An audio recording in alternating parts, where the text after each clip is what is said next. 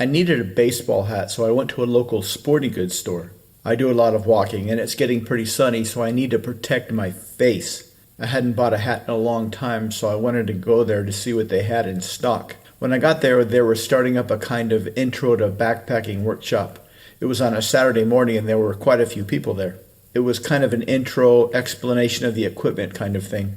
I hadn't been backpacking in a long time, and it was surprisingly interesting in a kind of nostalgia kind of way. I used to do a lot of backpacking a couple of decades ago, at least a week-long trip, at least once per year. There were a few guys there who seemed to be in the same situation. You could kind of tell who the beginners were and who weren't. We started talking after the demo was over, and we decided to hit up a local Mexican restaurant. There were 4 of us, and we'd all had various experience backpacking. One guy was pretty quiet, though almost shy, like he wished he were somewhere else.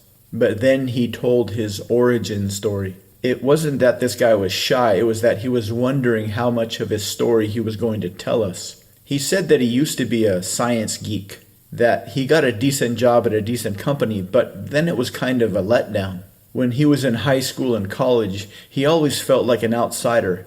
He kept telling himself that as soon as he got a job and started making money, everything would change. The first few years it did change. He started to make more money. He started to become more socially outgoing.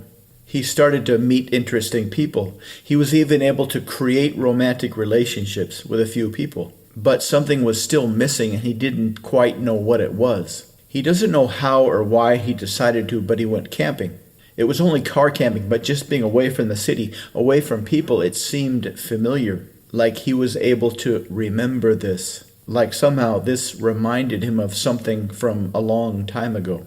Soon he got more into it. Instead of car camping, he started to go backpacking. And then he started to meditate while he was camping. That's when things started to feel really familiar. That's when he started to feel comfortable away from people, feel comfortable away from technology. Like he was being welcomed home after a long, long time away. And soon he started to have profound experiences. He started to feel like he was traveling. He would meditate and close his eyes and start to experience very vivid visualizations and hallucinations. Then he started to see things. At first he thought he was just having some very realistic hallucinations. It felt like he was traveling and he could see other people around the world.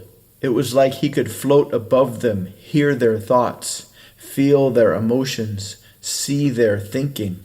Pretty soon he wanted to take notes, to pay close attention to these hallucinations, to pay close attention to these imaginations. Then, just for fun, he started to do some experimenting. All this time he assumed this wasn't really happening. That this is just an imagination in your mind.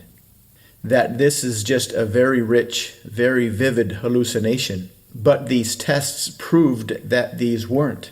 These tests proved that these were real things and real people. And not simultaneous things, but things from the future, things from the past, and potential things. He did test after test. The more he experimented with these hallucinations, the more he realized that he really could predict the future. And he used this information to create inventions, to create technology. And for the next decade, that's what he would do. He would meditate and use his astral observations to figure out the best things to invent that he knew would be successful. He would create enough inventions to start a company, get it going, sell it, and then do this again. The more he did this, the easier it was to make tons of money. He thinks it has something to do with feeling very familiar, being around only organic organisms, being completely away from technology. We ended up not ordering anything. At first, we were going to eat some chips, get some lunch, and then call it a day. But we ended up listening to this guy talk for hours. I didn't end up getting a hat. I don't even remember looking. But I am interested in going backpacking. Something I hadn't thought about in a long time. But it is a great way to feel familiar with things that have been around long before humans showed up, and things that will be here long after humans are gone.